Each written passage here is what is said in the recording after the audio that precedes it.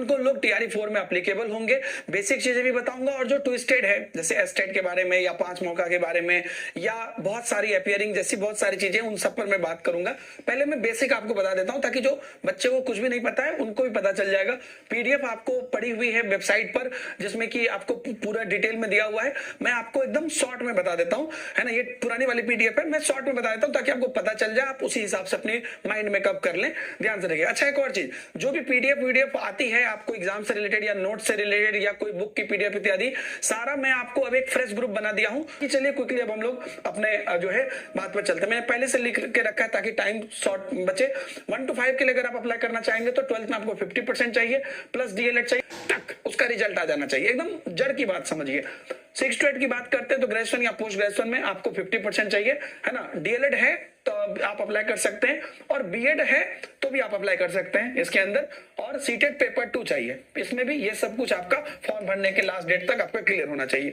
9-10 में आप ग्रेजुएशन या पोस्ट ग्रेजुएशन में 50% है तो आपका चलेगा, प्लस बीएड है, इसमें डीएलएड अब नहीं होगा, और इसमें अब सीटेट भी नहीं चलेगा, बीएस स्टेट है, बिहार स्टेट है, उसका पेपर 1 आपका क्लियर होना चाहिए, जो समय समय पर ली जाती है। अभी आगे फिर से जैसा मैंने आपको कल भी वीडियो बना के बताया था कि टीआरई 3 की गणना के बाद वो बीएस स्टेट होगा, है ना, टीआरई 4 के पहले, ऐसा कंप्लीटली अनुमानित है, तो वो आपको होगा।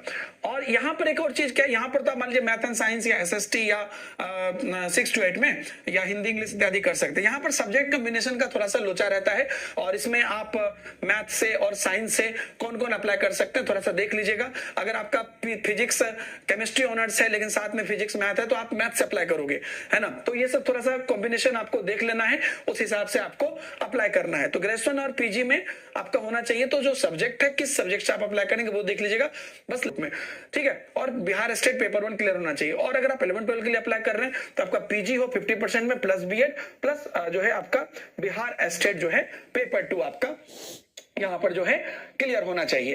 तो ये दोनों आपका आने वाले समय में होने वाला है, ऐसी एक्सपेक्टेशन से सीटेट अभी हुआ है। अब देखिए मैं आपको बताता हूं पासिंग मार्क्स कितना चाहिए। थोड़ा सा बिहार में ट्विस्ट रहता है। जनरल अगर आप मेल हैं तो आपको तो 90 नंबर चाहिए सीटेट में, सीटेट की मैं बता रहा हूं 90 नंबर चाहिए, लिख लेना। जनरल मेल के लिए 90 नंबर, लेकिन आप जनरल फीमेल हैं और ओबीसी हैं तो आपका 82 नंबर पे चलेगा। जनरल फीमेल को 82 नंबर पर सर्टिफिकेट नहीं मिलता, लेकिन बिहार में चलेगा। अगर आप बिहार से निवासी के लिए मैं बता रहा हूं, अदर स्टेट वाले सारे सबको 90 चाहिए, किसी भी कास्ट से हो कुछ भी हो। और अगर आप एससी एसटी और पीएच हैं तो आपको 75 नंबर पे ही काम हो जाएगा, सर्टिफिकेट नहीं मिला है फिर भी मार्कशीट के बेसिस पे हो जाएगा। वहीं पर अगर आप बिहार स्टेट की बात करिएगा तो उसका पीडीएफ भी मैं खोल के रखा हूं, आप देख लीजिए।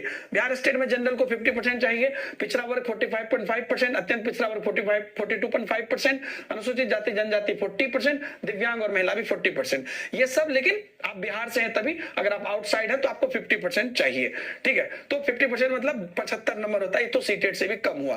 तो ये समझ गया, तो ये पूरी आपका होगा तो आप अप्लाई कर पाएंगे। अब मैं यहाँ पर एक और बात बता देता हूं कि अगला एस्टेट, तो नेक्स्ट एस्टेट के बारे में मैंने कल भी आपको बताया था कि जब टीआरई 3 की जब सीटों की गणना हो जाएगी कि इसके बाद किस किस सब्जेक्ट में वैकेंसीज बची है, जैसे कि मेन सब्जेक्ट में तो रहती ही है बहुत सारे, जैसे मगही है, मैथिली ऐसे, तो किसमें कितनी कितनी वैकेंसीज है, क्योंकि उसी में वो एस्टेट कराएंगे जो बात लिखित में हुआ है। तो ये हो गया एस्टेट आपका मान के चलिए कि जनवरी के लास्ट तक हो जाएगा, और फरवरी में, ये जनवरी के लास्ट या फरवरी में ऐसे कुछ होगा कि एस्टेट का जो रिजल्ट है, जैसे एस्टेट सितंबर 2023 में हुआ था, एस्टेट का जो रिजल्ट है वो बीपीएससी का फॉर्म भरने के लास्ट डेट से पहले आ जाएगा, तो वो काम हो जाएगा, ऐसा अभी तक अनुमानित है।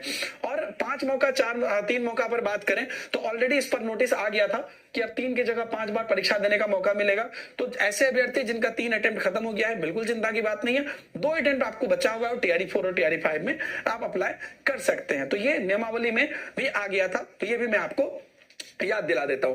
बाकी मैं उम्मीद करता हूं कि आप लोग जो भी लोग फॉर्म फिलअप करने वाले हैं उनको एक एक चीज बढ़िया से कौन कौन, अच्छा एपियरिंग की जहां तक बात है तो वही मैंने कहा कि एपियरिंग आप किसी भी एग्जाम को आप एपियर कर रहे हैं या एपियरिंग है, उसमें अगर एक चीज है ना आपका कि आपका लास्ट डेट से पहले ये निकल गया है, आपका अगर रिजल्ट निकल गया है, ठीक है, तभी आपको होगा। पहली बार हुआ था टीआरई 1 में हुआ था कि जिनका एग्जाम नहीं भी हुआ था सीटेट का, उनको भी मौका मिल गया था।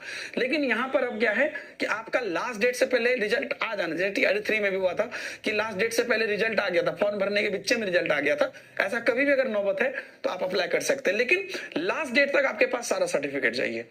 बाकी वेबसाइट पर जाके आप पूरा ये भी देख सकते हैं। एस्टेट का भी है, एस्टेट का बताऊं कि आप अच्छे होंगे और जो है जय हिंद।